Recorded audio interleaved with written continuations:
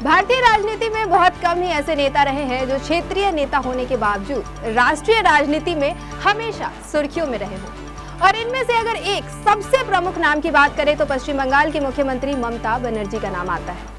आज हमारे इस शो में हम भारतीय राजनीति में लंबे समय से प्रखर रहने वाली पश्चिम बंगाल की मुख्यमंत्री ममता बनर्जी की बात करेंगे। नमस्कार, स्वागत है आपका MGP डिजिटल इंडिया में। मैं हूं मीनू वर्मा और आज मैं बात कर रही हूं एक या दो नहीं बल्कि 8 बार बंगाल की मुख्यमंत्री पद संभाल चुकी ममता बनर्जी की, जिन्हें लोग दीदी के नाम से भी जानते हैं। 5 जनवरी 1955 को पश्चिम बंगाल की राजधानी कोलकाता के एक ब्राह्मण परिवार में जन्मी ममता दीदी के पिता प्रोमिलेश्वर बनर्जी एक स्वतंत्रता सेनानी थे। आपको बता दें कि ममता बनर्जी ने महज 17 साल की उम्र में ही अपने पिता को खो दिया था। उनके पिता की मृत्यु पर्याप्त चिकित्सा सुविधा न होने के कारण हो गई थी।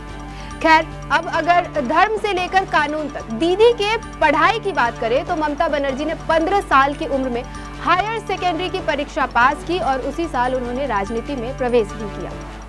फिर उन्होंने जोग माया देवी कॉलेज से स्नातक की डिग्री हासिल की और उसके बाद इस्लामिक इतिहास में MA की डिग्री कोलकाता यूनिवर्सिटी से हासिल की।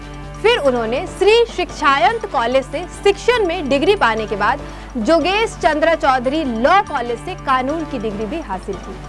अब थोड़ी सी बात ममता बनर्जी के पढ़ाई के दौरान ही राजनीति में दाखिल होने पर कर लेते हैं। तो आपको बता दें कि पढ़ाई के दौरान ही केवल 15 साल की उम्र में दीदी राजनीति में आ गई थी। जोग माया देवी कॉलेज में उन्होंने छात्र परिषद की यूनियन की स्थापना की, जो उस समय कांग्रेस आई पार्टी की छात्र शाखा हुआ करती थी।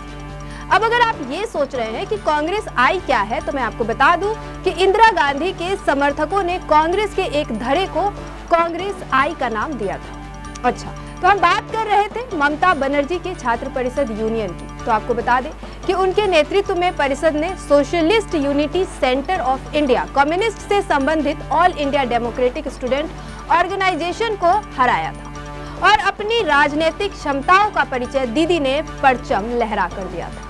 इसके बाद दीदी कांग्रेस आई की विभिन्न संगठनात्मक पदों पर रही। 1970 में कांग्रेस आई से शुरू हुए उनके करियर के बाद वो लगातार सुर्खियों में बनी रही। सबसे पहले उन्होंने जयप्रकाश नारायण का विरोध करते हुए उनकी कार के सामने नृत्य कर सबका ध्यान खींचा था। इसके बाद वे कांग्रेस में ऊपर ही ऊपर उठती रही और 1984 को एक बार फिर चर्चा में तब आई जब उन्होंने दिग्गज कम्युनिस्ट नेता सोमनाथ चटर्जी को जादवपुर संसदीय सीट से मात दे दिया। फिर आपको बता दें कि 1991 के चुनाव से उन्होंने दक्षिण कलकत्ता की सीट पर 2009 तक कब्जा बनाए रखा।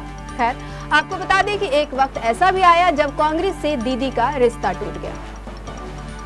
लेकिन ममता दीदी मुख्य रूप से वामपंथियों के खिलाफ संघर्ष करने में हमेशा आगे रही।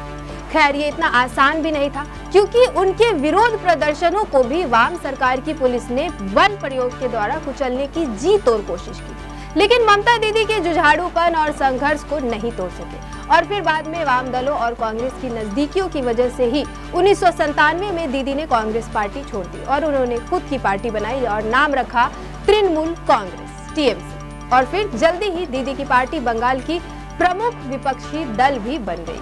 अब एक दूसरी पार्टी भाजपा के साथ दीदी के संबंधों की अगर बात करें तो केंद्र में भाजपा से दीदी की नजदीकियां और दूरी दोनों ही स्पष्ट नजर आते हैं। 1998 के बाद ममता बनर्जी NDA के साथ वाजपेयी सरकार में शामिल हुई और आजाद भारत की पहली महिला रेल मंत्री रहने के दौरान दीदी काफी लोकप्रिय भी रही।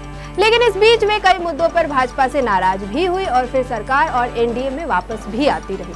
लेकिन 2004 में वाजपेयी सरकार के जाने के बाद दीदी की भाजपा से दूरियां बढ़ती चली गई और 2009 में दीदी ने कांग्रेस गठबंधन कर अपनी पार्टी की राष्ट्रीय स्तर पर वापसी कर ली।